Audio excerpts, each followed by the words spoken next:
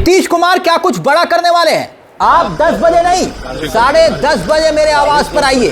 किसको कह रहे हैं, क्यों कह रहे हैं? नीतीश कुमार के इन्हीं तेवरों ने हड़कंप मचा दिया। एक बार फिर से चर्चा हो रही है हर जगह, नीतीश कुमार आखिरकार करने क्या वाले हैं? क्या वाकई में सीएम की कुर्सी छीनने के बाद नीतीश कुमार एक बार फिर से सबको चौंकाने वाला कदम उठाने वाले हैं? अगर हां तो फिर वो कदम क्या है? 2 दिन में 2 बड़ी मुलाकातें, आखिरकार बिहार में चल क्या रहा है? इन तस्वीरों में, जी हां, इन तस्वीरों पर हम आए जब नीतीश कुमार ने बोला कि 10 नहीं 10:30 बजे मेरे आवास पर आइए।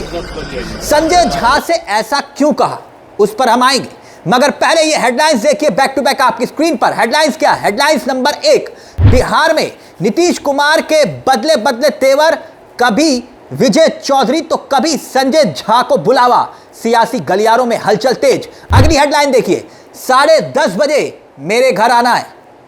विजय चौधरी के बाद अब संजय झा के घर पहुंचे नीतीश, जेडीयू के भीतर बड़े बदलाव के संकेत।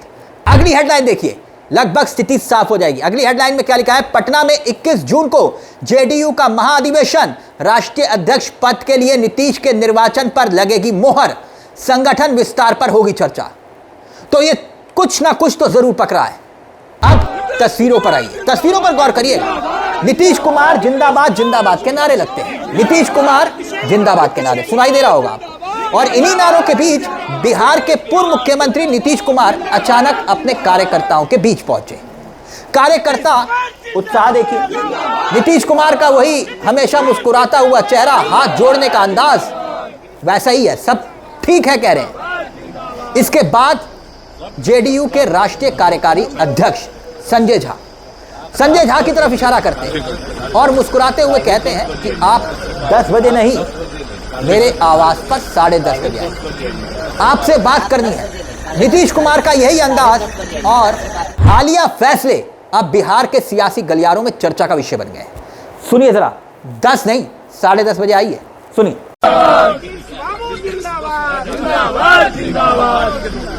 सब ठीक है, पड़ा बहुत देखिए, आप 10 बजे 10:30 बजे, लेकिन राजनीतिक हलकों में कयासों का दौर इसलिए भी गर्म है क्योंकि नीतीश कुमार पिछले 2 दिनों से लगातार अपने उन नेताओं से मुलाकात कर रहे हैं जो सीधे तौर पर बीजेपी की रडार पर बताए जाते हैं। पहले दिन विजय कुमार चौधरी से मुलाकात और उसके ठीक बाद शाम को आइएगा कहा था। एक एक चीज बताया जाएगा। चल क्या रहा है? विजय कुमार चौधरी से बातचीत करने के ठीक दूसरे दिन उन्होंने अपने सबसे खास, जो कभी सिपासलार हुआ करते थे, संजय झा, सुबह सुबह उनके आवास की घंटी खटखटा दी और 10 बजे का वक्त मुकर्रर था, बोले 10:30 बजे आइए। जेडीयू के 2 बड़े चेहरों को तलब नीतीश कुमार ने क्यों किया? राजनीतिक जानकार अलग अलग कयास लगा रहे हैं कि बिहार के अंदर कुछ ना कुछ चल रहा है। किसी बड़ी सियासी हलचल को टटोलने की कोशिश में खुद नीतीश कुमार जुटे हैं। तो क्या मुख्यमंत्री का पद छीनने के बाद नीतीश कुमार संगठन और सरकार पर अपनी पकड़ को और मजबूत रखना चाहते हैं ताकि उन पर जमीनी स्तर की खबरें और फीडबैक पूरी रफ्तार से पहुंचते रहे? यही वजह है कि वो खुद सक्रिय होकर अपने नेताओं को बुला रहे हैं, तलब कर रहे हैं ताकि सरकार और संगठन की एक एक गतिविधि को पूरी तरह से खुद वो नजर रखें। सुनिए संजय झा खुद क्या कह रहे हैं। संजय झा बीजेपी के गुजरात लॉबी के बहुत खास माने जाते हैं, सुनिए जरा। नीतीश कुमार जी का पसंद होता है, वो आपसे मिले आके। नहीं, नीतीश कुमार जी देखिए, मैं फिर एक बात आप लोगों को बता देना चाहता हूँ, मैं रिकॉर्ड स्ट्रेट कर देना चाहता हूँ कि नीतीश कुमार जी का 20 साल का शासन जो एनडीए के साथ मिलकर चला है, वो देश में पहली बार बिहारी जितने लोग हैं नीतीश कुमार जी के वजह से, कि हमारे मुख्यमंत्री हैं, 14 करोड़ बिहारी का सर ऊंचा हो गया। ये नीतीश कुमार जी का देन, अपने कर्म से, अपने काम से। आज देश दुनिया में जहां बिहारी है वो सर ऊंचा करके बात करता है। वो सिर्फ और सिर्फ नीतीश कुमार जी के काम का जो असर है, कोई वोट दे, कोई वोट न दे, कोई पक्ष में हो, कोई विपक्ष में हो, लेकिन उसकी अंतरात्मा कहती है कि नीतीश कुमार ही है जिसके वजह से हम लोग फक्र से सर ऊंचा करके बात कर सकता है कि हम। अब ऐसे में सवाल उठ रहे हैं कि क्या यह सब कुछ बिहार में सामान्य दिखाई दे रहा है? इससे ठीक पहले पूर्व मुख्यमंत्री नीतीश कुमार ने राज्य के कद्दावर मंत्री और पूर्व डिप्टी सीएम विजय कुमार चौधरी से भी अचानक मुख्यमंत्री आवास पर मिलने के लिए उनको बुलाया। विजय चौधरी से लंबी गुफ्तगू हुई और उसके तुरंत बाद संजय झा के घर पहुंच जाना इस बात की ओर इशारा कर रहा है कि नीतीश कुमार अपनी पार्टी के भीतर कोई बड़े उलटफेर की कोशिश में है। नहीं तो यूं ही एक गोपनीय खाका क्यों खींचा जाता जनाब?